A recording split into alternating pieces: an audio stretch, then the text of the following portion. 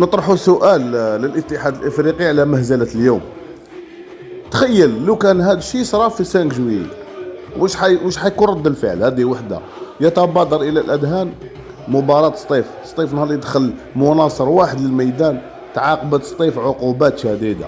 حاجة تانية اللي راهي تقول لك باللي ما كان والو، خاصة مذيع تاع بين سبور اللي كان يقول لك ما كان والو، احداث عابرة.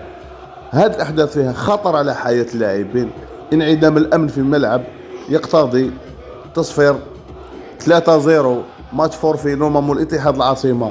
وراني متأكد لو وقع هذا هنايا في 5 جويي ولا في اي نادي جزائري كانوا راح يطبقوا لك قشك. لذلك على هذه الاتحادية مجددا أن تتصرف وتحمي أنديتنا. رانا نتحرموا من الألقاب، رانا نتحرموا من التأهلات بسبب أمور غير رياضية. هذا واش نقولوا. وحليش ما لازمش تكون نية بزاف خويا العزيز، انت يا انسان طيب وكدا منا. بصح حبيبنا قيدك مع الاول كان يقول لك حنا معروفين بالسمك وحنا ناس ملاح وحنا مخلوعين عمرنا ما شفنا دومي فينال. بعدا ولا يقول لك لعلهم استفزوا بالك كدا، ويجب على لاعبي الاتحاد الدخول الى الملعب والعوده اوامر الكاف. واعرين هادوك ما تكونكش نية انت لاعب دولي سابق ونورمالمون تحكي باحترافيه.